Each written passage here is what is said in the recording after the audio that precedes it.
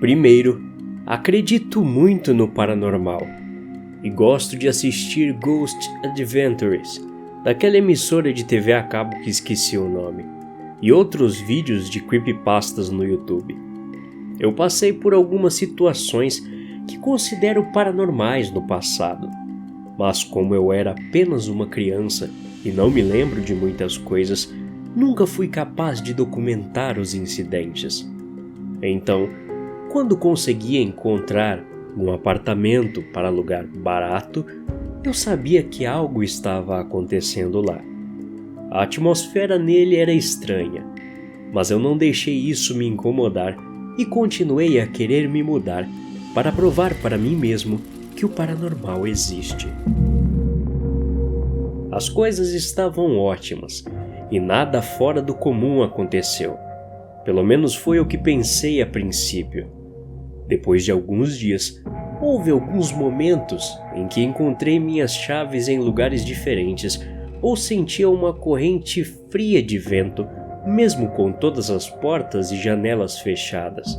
Obviamente, não pensei direto em fantasmas ou espíritos, por mais que eu queria provar a existência deles. Não podia me deixar levar. Então, pensei em explicações lógicas para tudo isso. Você sabe o tipo de explicação, né? Devo ter apenas perdido minhas chaves ou tenho uma rachadura na emenda das janelas. Eu simplesmente esqueci esses eventos estranhos e continuei com minha vida normal. Os incidentes aconteciam com tão pouca frequência que mal os notei. Mas as coisas pioraram quando decidi adotar um velho gato de rua que coloquei o nome de Piper. Ele era um gato mal-humorado, então eu sabia que ele ficaria bem sozinho enquanto eu estivesse no trabalho. Nós meio que tínhamos uma amizade recíproca. Ele fazia as coisas dele enquanto eu fazia as minhas, sem um encher o saco do outro. Mas você deve estar se perguntando agora: o que me levou a colocar câmeras de segurança na minha sala e quarto? Bem, numa noite, eu estava deitado na minha cama, dando uma olhada em meu Facebook, quando ouvi um barulho. Aquele som que a gente faz para chamar um gato, sabe? Pss, pss, pss. Pensei que Piper estava apenas afiando suas unhas em algum lugar ou algo parecido. Então, decidi ver o que ele estava fazendo. No momento em que entrei na sala, vi Piper dormindo em sua caminha. Olhei em volta para ver se ele tinha feito algo e por acaso adormeceu quando cheguei lá. Mas não vi nada fora do lugar. Agora, eu estava lá, coçando a cabeça, tentando descobrir o que poderia ter feito aquele som. Eu estava examinando todos os objetos da sala quando um ruído de batida veio do armário de casacos perto da porta. Só para constar, o complexo de apartamentos tem 3 andares e eu moro no 3º andar. Estando no 3º andar e no último apartamento do lado direito, recebi um apartamento especial, com um pequeno espaço de armazenamento acima do armário de roupas, um pequeno sótão. Curioso e um pouco assustado, aproximei-me cautelosamente do sótão e o abri. Não havia nada lá, mas a porta estava em um ângulo estranho. A porta é mais como uma placa usada para cobrir a entrada do sótão, mas para mover essa porta você precisa empurrá-la para cima e deslizar para o lado. Depois disso, eu sabia que meu apartamento era realmente assombrado, porque não há como a porta do sótão ser movida sozinha, e eu com certeza não me lembro de abri-la. Foi depois desse evento em particular que instalei câmeras de segurança em minha casa. E na mesma noite da instalação, ouvi o mesmo barulho. Comprei uma tranca para deixar aquela porta bem fechada, já que eu nunca ia abrir aquele sótão, e na noite seguinte, fui assistir as imagens das câmeras de segurança ao voltar do trabalho. Cansado e exausto, acho que dormi na maior parte delas, mas tudo que vi foi absolutamente nada. As câmeras captavam o meu gato andando para lá e para cá, e só isso.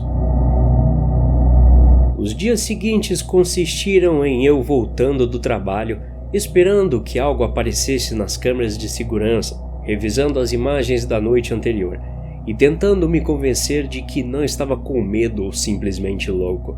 Porque depois que instalei as câmeras e tranquei o sótão, aquilo parou. A única coisa que continuou foi um barulho de batidas. De vez em quando, durante a noite, eu era acordado pela batida. Isso continuava por 1 minuto antes de parar, depois voltava algumas horas depois. Depois de algumas semanas, eu acho que enlouqueci.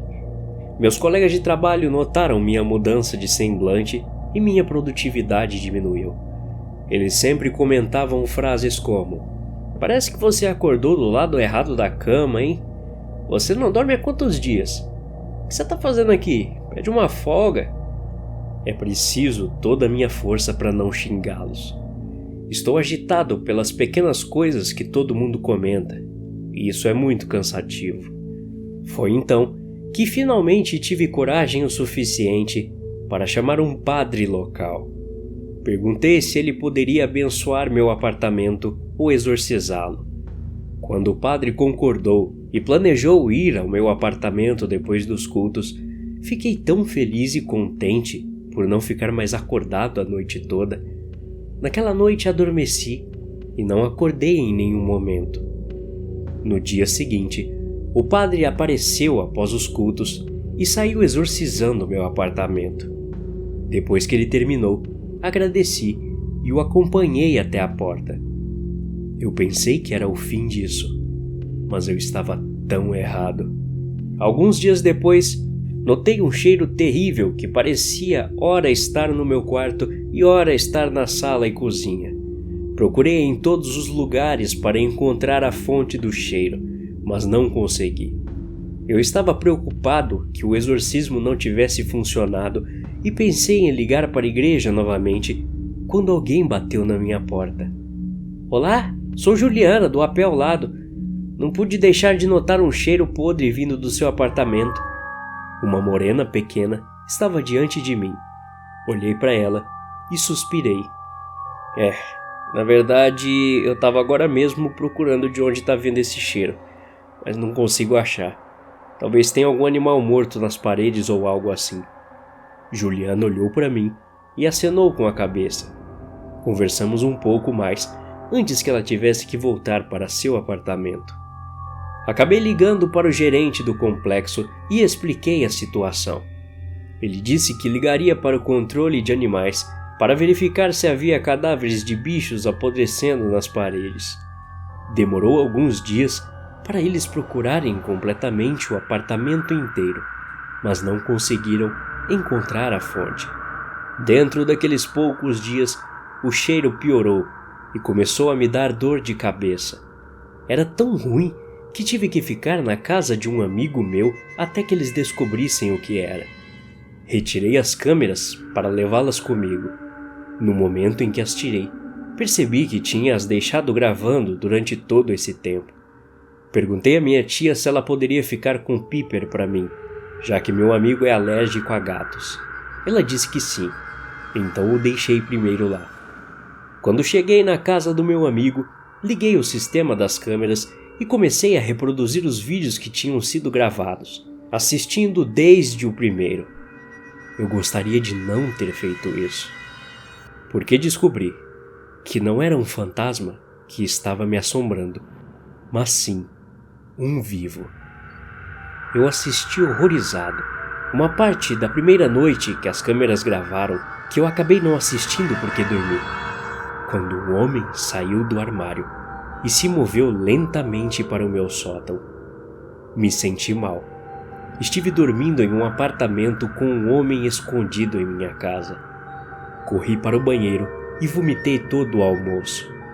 O cheiro podre não era de um animal, era dele, e eu que acabei o matando. Lembrei que tinha trancado a porta do sótão no dia seguinte, e o cara não teve saída.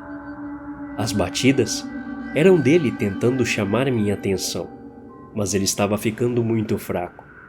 O cara já estava na beira da morte quando eu o tranquei lá. Seu nome era Brandon Marshall, um veterano sem teto que morava nas ruas há anos antes de finalmente encontrar um lugar bom para ficar: o sótão do meu apartamento. Até a próxima. Obrigado.